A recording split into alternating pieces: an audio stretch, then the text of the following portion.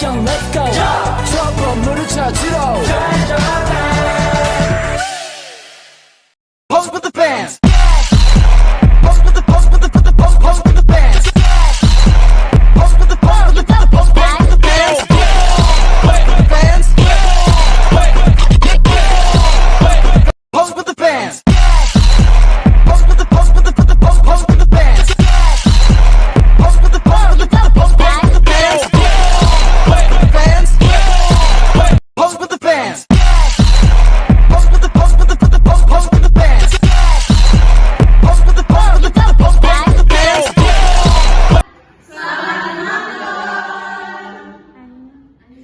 Ini saya akan menjelaskan mengenai prinsip kesatuan organis. Perkembangan individu merupakan satu kesatuan antara beberapa fungsi yang saling berpengaruh antara satu dengan yang lain halnya. Contohnya, perkembangan kognitif atau perkembangan suatu pemahaman anak ketika mengemukakan sesuatu harus ditinjau dari perkembangan yang lain seperti perkembangan afektif maupun perkembangan psikomotorik. Implikasinya, pelajaran-pelajaran yang diberikan harus berhubungan satu dengan yang lain halnya. Adanya kurikulum yang terintegrasi dengan baik. Kita akan menjelaskan tentang konvergensi atau interaksi antara pembawaan dan lingkungan sama-sama berpengaruh dalam perkembangan individu. Contohnya, seorang anak mempunyai bakat yang baik, namun lingkungannya tidak menguntungkan, maka anak itu tidak dapat berkembang dengan baik. Implikasinya yang pertama, pendidik harus memberikan lingkungan pendidikan yang bervariasi, sehingga potensi anak dapat teroptimalisasi dengan baik.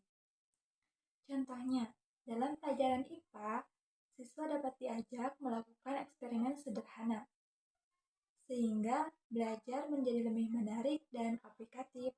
Yang kedua, pengaruh pendidikan dapat dibatasi oleh kemampuan anak. Contohnya, seorang anak yang kesulitan membaca akan kesulitan memahami instruksi atau tugas, yang pada akhirnya membatasi kemampuannya untuk berprestasi di berbagai mata pelajaran yang lainnya. 3. Dalam batas normal, kemampuan anak tidak boleh dikekang atau dibatasi, karena anak adalah manusia yang harus aktif, bukan pasif. Terima kasih. Akan menjelaskan tentang tiap-tiap individu mengikuti pola perkembangan yang umum. Meskipun individu memiliki irama dan tempo yang berbeda, disertai bakat yang berbeda, namun individu tersebut masih mengikuti garis perkembangan umum. Jadi, perbedaan itu bisa disebabkan karena pembawaan lingkungan. Contohnya, A berjalan 1 tahun, sedangkan B berjalan 1,5 tahun.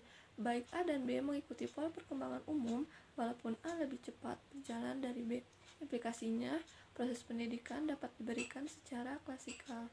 Lalu, penggunaan alat peraga pendidikan bisa digunakan dalam rentang waktu yang relatif lama atau tidak selalu diganti.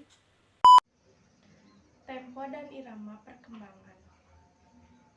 Tempo dan irama perkembangan merujuk pada kecepatan, tempo, dan pola irama perkembangan individu, terutama pada masa kanak-kanak dan remaja.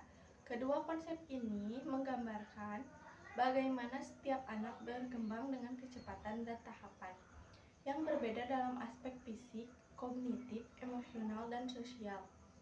Tempo perkembangan menggambarkan seberapa cepat seorang anak mencapai tonggak perkembangan tertentu, misalnya dalam hal pertumbuhan fisik, kemampuan bahasa, dan keterampilan motorik. Beberapa anak mungkin berkembang lebih cepat atau lebih lambat dibanding anak-anak seusianya. Irama perkembangan merujuk pada urutan atau pola perkembangan yang diikuti oleh seorang anak, meskipun urutannya mungkin serupa. Setiap anak memiliki ritme atau pola yang unik dalam cara mereka mencapai tonggak-tonggak perkembangan tersebut.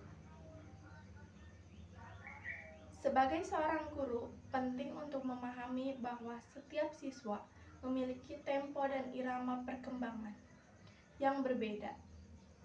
Ini membantu dalam menyesuaikan strategi pembelajaran untuk mendukung kebutuhan individu siswa. Fungsi psikis tidak timbul secara berturut-turut tapi secara bersamaan. Contohnya, kegiatan menulis melibatkan fungsi ingatan, fungsi pikiran, perasaan, dan gerak secara bersamaan. Implikasinya, proses pendidikan hendaknya memperhatikan keterlibatan beberapa fungsi dalam kegiatan pembelajaran. Di sini saya akan menjelaskan tentang hasrat perkembangan peserta didik. Setiap hasrat perkembangan terdapat hasrat untuk yang pertama, mempertahankan diri, dan yang kedua adalah mengembangkan diri. Adanya hasrat untuk memenuhi makan, minum, dan istirahat adalah hasrat untuk mempertahankan diri. Kalau kita nggak makan, nggak minum, tentu kita bisa mati. Kemudian, hasrat yang kedua adalah hasrat mengembangkan diri. Adanya keinginan bereksplorasi, bergerak, dan bermain.